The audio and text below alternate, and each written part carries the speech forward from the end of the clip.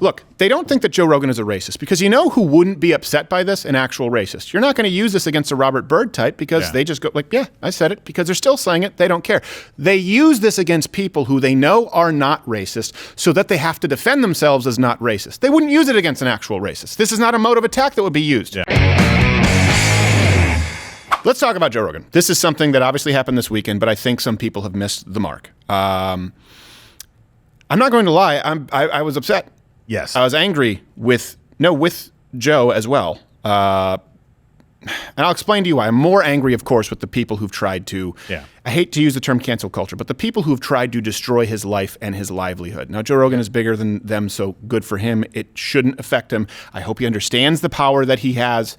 Unfortunately, he's caved a little bit, and that makes it harder for everybody else. And I have a lot of respect for Joe. I think he's a good guy. I've spent some time with him. So it's always hard for me, just full disclosure, to be objective when I know somebody.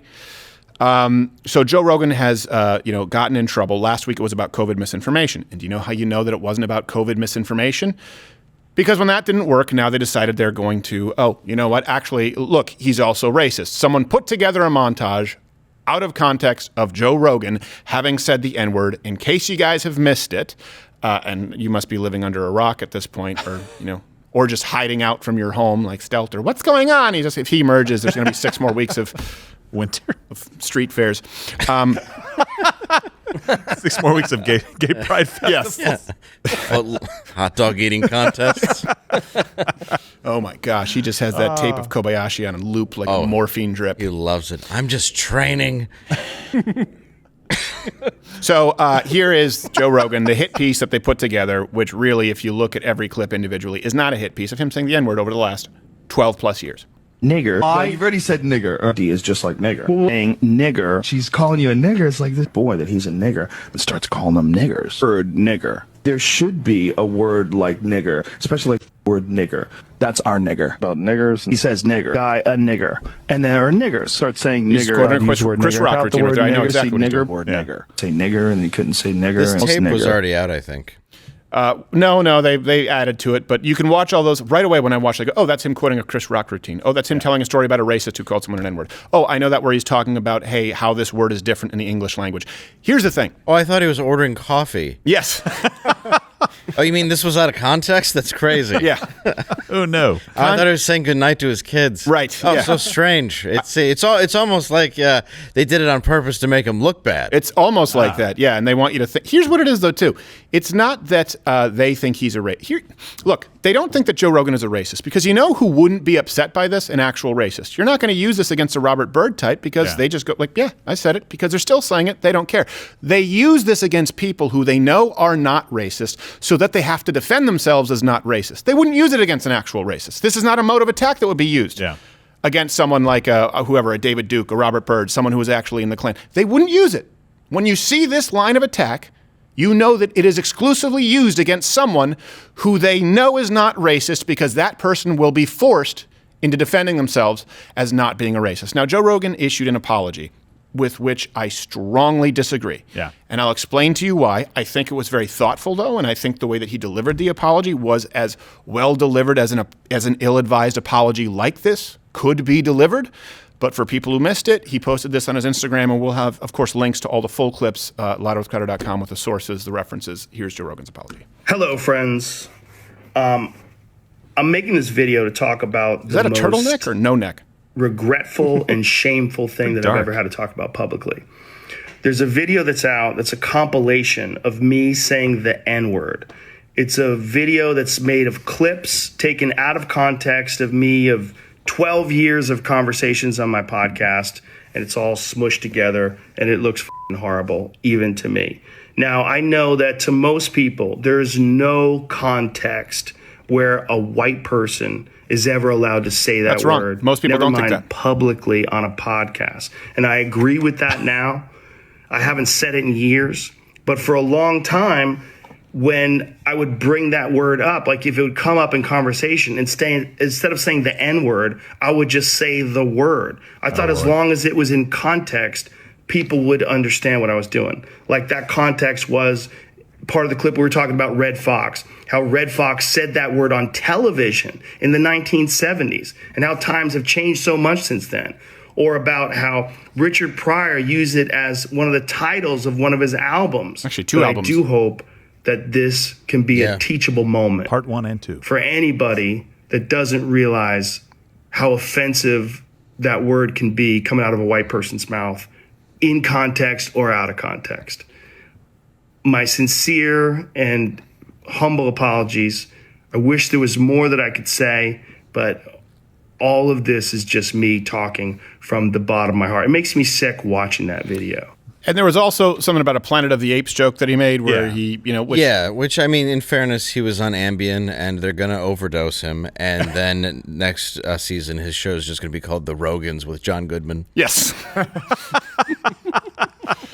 Surprise cameo from Whoopi. It's not about race. Mm-mm. Well, and I think genuinely, I understand what he's saying. I genuinely do. But I just feel that this shows that it's being, this is being forced. I don't know. I just feel like it's being forced to make you feel this way. Right. Yeah. They want you to believe that this is how you feel. Yeah. And I don't agree with it. Say what you, and then I have something I want to. No, that's it. I want to say. Yeah. I don't understand why saying it coming out of a white person's mouth. Well, it doesn't matter whose mouth it comes out of. Let me say it this way. I think you do. I disagree with, I would say the inverse is true. That the only time it should be considered completely impermissible is if you are using it in a racist context, calling someone the N-word. If you're quoting somebody, if you're quoting a Richard Pryor album, I don't think so. He actually, the name of the album, he said that he named these albums to screw with white people. He wanted to make them uncomfortable. Who am I to rename his art? Who am I to sing along with Tupac or sing along in my car with Kanye and say, N-word? This is it's almost offensive to the artist because this is something that's meant to be consumed by many people. There's a huge difference between the context of quoting somebody or the context of actually being supportive of a black person's art and the context of using it to deliberately insult somebody. And by the way, my entire life, I have never once heard a white person say it in its racist context outside of one time at a Bob Evans in Virginia, and I told you I was incredibly surprised because it was that abnormal. Let me just say this about Joe Rogan here. His Planet of the Apes joke that he made. Okay. Now, I've been on Joe Rogan's show a bunch of times, and I've been talking about this for a long time. Keep in mind, I've been dropped by managers back in 2009, agents. I had problems with meetings at people at Viacom. And I remember saying, look, this is what's happening. They're going to come for you. And so many people who are on this show, and even I think the first time I appeared on Joe Rogan saying, no, not with comedy. Comedy's the last bastion. It's different. So they didn't believe it. Joe Rogan was imprudent back then to make his Planet of the Apes comment joke, not because the joke is impermissible, not because the joke is that offensive, not because anything he said was offensive, but he was imprudent because he thought they wouldn't come for him. He said that. Yeah. He said that before. They always will come for you. And now I believe he is wrong to apologize because that's done under the guise that they have any intention of forgiving him. Of course they don't. It was COVID. Now it's this. You apologize for this. They're just going to move on to something else. And this makes it more difficult for other people because it sets a precedent where people think they have to apologize for things that do not require an apology. I think he was wrong back then to think that they wouldn't come for him. And I think that he's incorrect right now to apologize. Look, even if you think you're wrong, and I want to be clear about this, there's a difference between a consensual relationship and an abusive relationship, a loving relationship and an abusive relationship. In a loving relationship where both parties are actually trying to make a relationship work because they care about each other, when you think you're wrong, you apologize. It's a very good rule to follow. If you're married, if you're in a long-term relationship, be quick to apologize, be quick to forgive. You do that, the relationship works. No matter what happens, quick to apologize, quick to forgive. Quick to say you're sorry, recognize your faults, quick to give grace.